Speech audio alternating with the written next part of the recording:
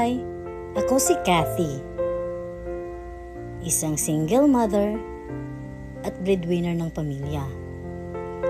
At isang babaeng hindi sumusuko sa buhay. Hindi ko pinili na maging mahirap ang sitwasyon ko.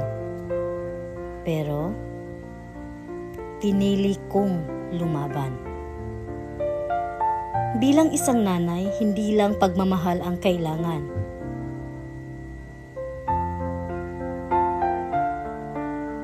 Kailangan mong maging matatag. Kahit pagod ka na, kahit gusto mo nang sumuko,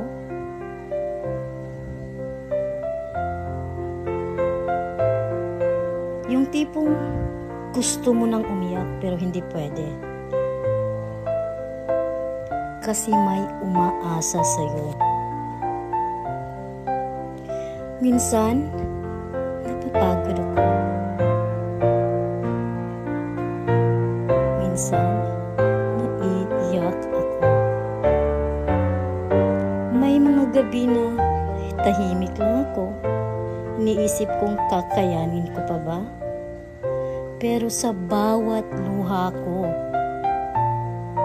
may dahilan kung bakit kailangan kong bumangon. Hindi ako malakas.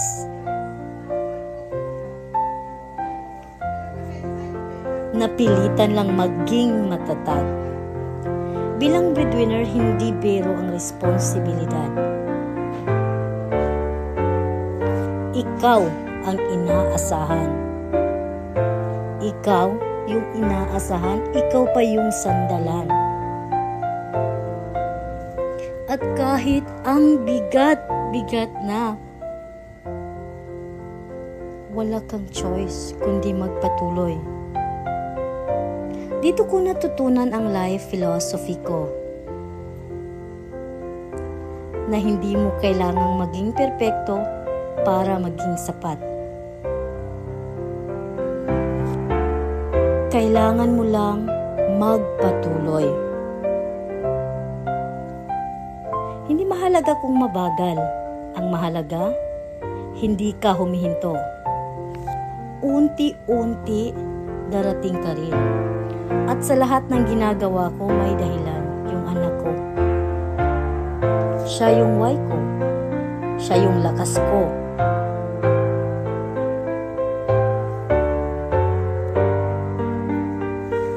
Hindi ako susuko.